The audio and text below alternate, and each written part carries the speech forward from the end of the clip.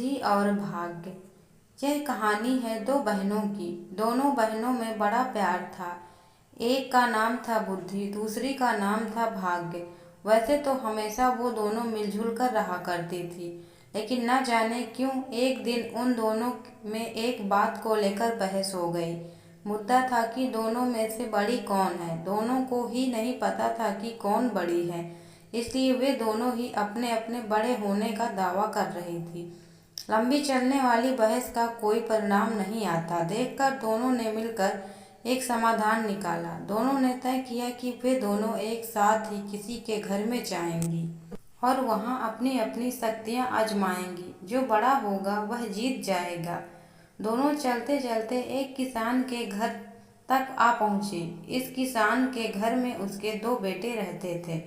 दोनों ही किसी परीक्षा की तैयारी कर रहे थे। दोनों बहनों में ने तय किया कि वे दोनों एक एक भाई को अपनी शक्तियां देंगी और जिसकी भी शक्तियों की मदद से जो भाई परीक्षा में अच्छे से पास हो जाएगा, उस बहन की शक्तियां और वह बहन बड़ी साबित हो जाएगी। बुद्धि ने अपनी शक्ति किसान के बड़े बेटे को और भाग्य ने छोटे बेटे को दी। अब बड़े बेटे को बुद्धि की कृपा की वजह से पढ़ाई में काफी मन लगता, इसलिए वो घंटों तक पढ़ता रहता।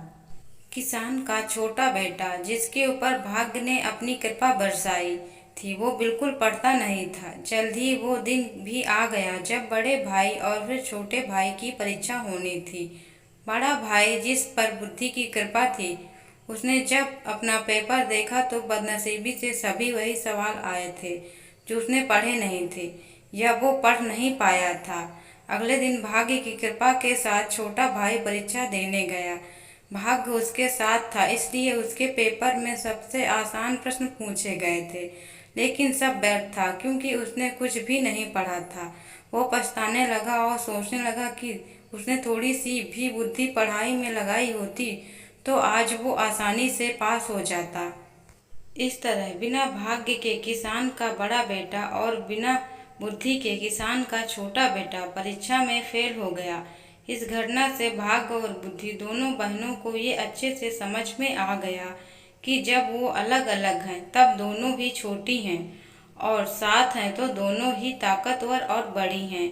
बड़ी ही सरल बात ये कहानी हमें सिखाती है कि हमें भाग्य और मेहनत दोनों को ही अहमियत देनी चाहिए।